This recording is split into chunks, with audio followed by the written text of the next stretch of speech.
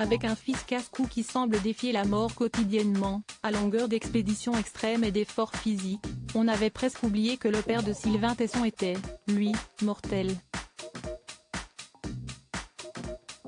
Philippe Tesson est décédé ce 1er février 2023, après un mois d'hospitalisation, à l'âge de 94 ans, révèle Le Figaro. Le célèbre journaliste, critique d'art, féru de théâtre ne lâchera plus ses tirades insolentes de plateau de télévision en studio de radio. 9 ans après son épouse Marie-Claude, l'écrivain avait réussi à revenir d'entre les morts au mois de janvier dernier, parvenant à se réveiller et à émerger du brouillard dans lequel il était plongé. « Je ne suis pas né pour mourir », a-t-il lancé à ses proches, comme une dernière réplique d'une pièce de Molière.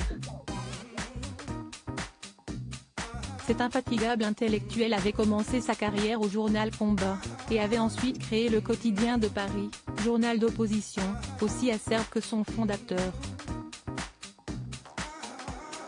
Abandonnant sa plume aiguisée de journaliste politique, Philippe Tesson a préféré faire virevolter ses mots au service de sa passion de toujours, le théâtre. Critique au Canard enchaîné, puis au Figaro Magazine, il prend un réel plaisir à chanter les louanges, ou à descendre les spectacles qu'il allait voir en masse.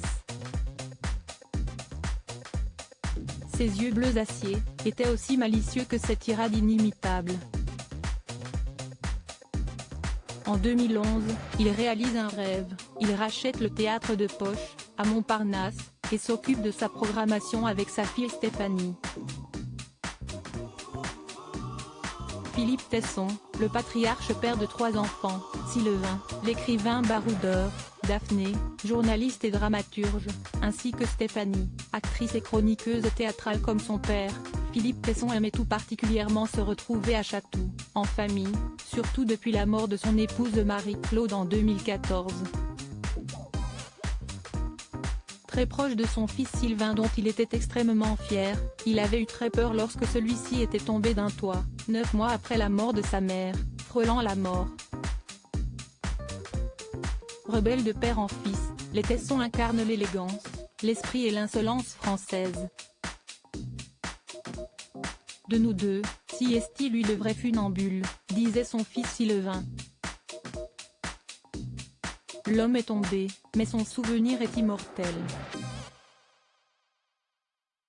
Crédit photo, JLPPA.